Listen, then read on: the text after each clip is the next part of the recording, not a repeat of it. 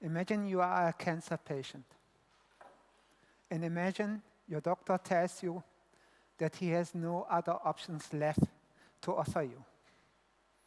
As a physician, I had to transfer this message numerous times, a message most patients with advanced cancer receive.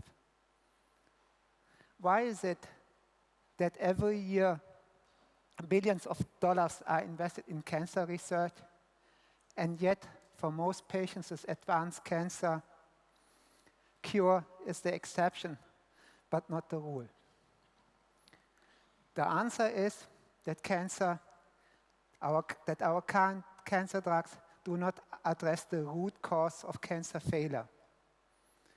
See, cancer is mediated by genetic changes in healthy cells. These changes are called mutations. They occur randomly and accumulate over time until a normal cell transforms into a cancer cell. This mechanism, the random nature of these mutations, has two consequences. First, every patient has a different cancer. Second, every cancer is composed of billions of different cells, a hostile army that can adapt and change and overcome the treatment effects of anti-cancer drugs. The current way how we treat cancer with off-the-shelf drugs ignore this complexity, ignore the plasticity of cancer. So do we have a solution for this? I believe yes. It's our immune system. Our network of 1,000 billion friends. The immune system has amazing properties. It is genetically even more diverse than cancer and even more adaptable. The cells of the immune system travel around and communicate with each other. And most importantly, they are cells which are called T cells that can scan the body. They migrate to the whole body and are able to recognize changes in cells. And if they sense a danger, they can rapidly amplify and attack by high numbers. One fascinating feature of a T cell is that it can recognize mutations. This means that a T cell can discriminate between a tumor cell and a normal cell. This is amazing. And sometimes, from time to time, a T cell can also kill a tumor cell. But unfortunately, this happens very rarely. The reason is why T cells don't kill cancer cells is that our immune system is evolved and optimized to attack foreign pathogens, not the cells in our own body. So the question is, can we convince and can we program T cells to attack cancer cells? Here is our solution. It has three components. First of all, we need to identify all mutations in the cancer. We call this the mutanome. Second, we have to define the mutations that allow us to trace back every cancer cell in the body. And third, we need to provide this information to the immune system by developing a vaccine that informs the immune system and instructs the immune system to find and kill all tumor cells. This is the concept.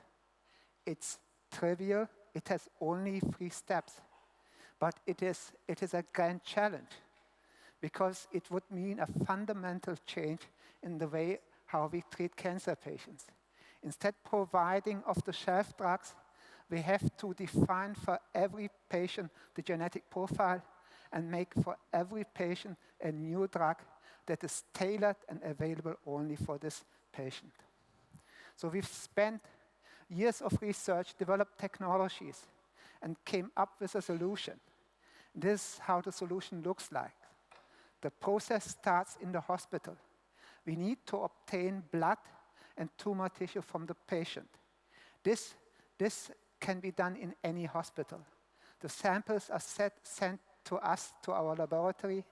and we define the mutations. We define the mutations by comparing the DNA of the healthy cells and the tumor cells. And we do it comprehensively so that we get the cancer mutanome, the mutanome of the patient. This creates a lot of data, huge data, 4 gigabytes for every patient. We have developed strong bioinformatic algorithms allowing us to extract those mutations that are important to inform the immune system.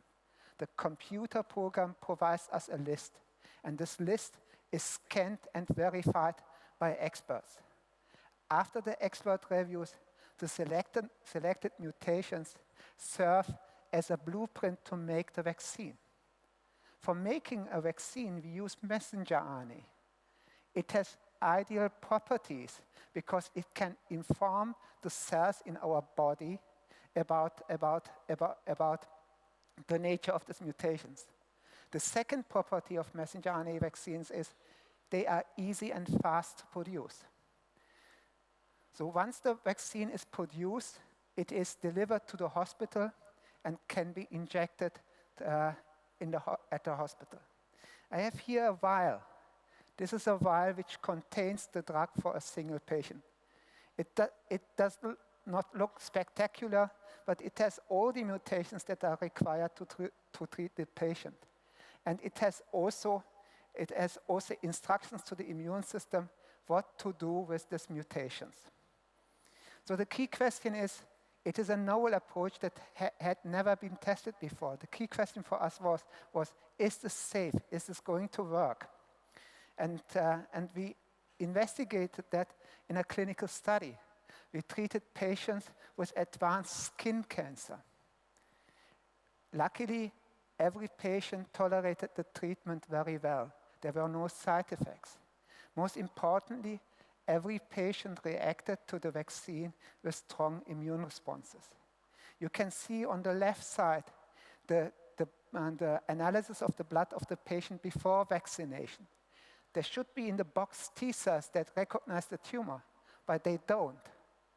After vaccination, 8 weeks after vaccination, there are more than 4% of the T cells of the patient recognizing the tumor. This is amazing because this is billions of cells that are able to travel to the body, scan, find, and destroy tumor cells. But does it work? Is it clinically active? Melanoma patients have often metastatic recurrences even after treatment. Our patients had in the 2 years before joining the clinical study, 27 metastatic relapses. In the 3 years after vaccination, they got just 3 relapses.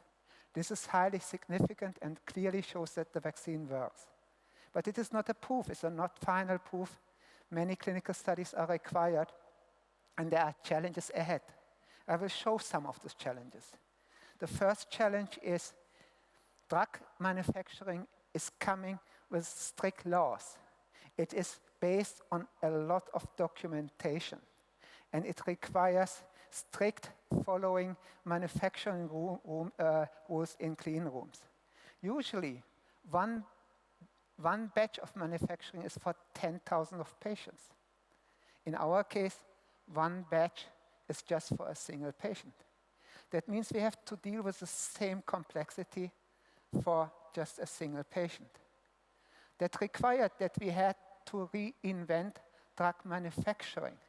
This is how the situation looked like in 2015. We were able to have a proof of concept, but this approach was not able to provide drugs for many, many patients. Now, 3 years later, we have implemented a paperless electronic process. We have implemented semi-automatic manufacturing. This now allows us to treat up to several thousand patients per year. But this is still the beginning. The innovation that we developed is applicable to all patients with any kind of cancer. Our vision is to make this innovation available and affordable so that everyone on the planet can receive a personal vaccine. I'm confident that we will reach that if we use the innovations from other fields. Innovations like artificial intelligence and machine learning will help us to improve the selection of the right mutations, so that with every year we get a better prediction which mutations are important. Innovations in the field of automation and in smart manufacturing, known as manufacturing 4.0, could help us to increase the scale and reduce the cost and optimize the timelines. And secure cloud platforms could allow us to process patient data and provide services that go beyond treatment. I am confident that all these innovations will help us to make our innovation broadly available. Being today here, I ask myself how this innovation could help you to fulfill your mission. Here are a few ideas. First of all, cancer and chronic infectious disease share many mechanisms for escape. So we believe that instructing T cells in the same way how we did it in cancer could help to overcome resistances for tuberculosis or help to even cure HIV. The vaccines that we make have to be produced in a few weeks. This type of rapid vaccines could be useful for rapidly spreading infectious diseases, so that the vaccine can be delivered timely. And another idea is, if we are able to develop and produce affordable vaccines for a single patient, why should we not be able to make affordable vaccines that are tailored to certain regions of the world where the infection is only prevalent in this region? This is the long neglected tail that might be served with these vaccines. My experience in putting innovation into the real world is that it requires iterative cycles. And it requires collaboration. It requires that innovations from other fields are joined. So we need to work together to get better results. And it is worth to do this, because we can make a change for cancer patients. We can tell our cancer patients, there's no drug available for treatment of your cancer, but we are going to tailor you a personal one. Thank you for your attention.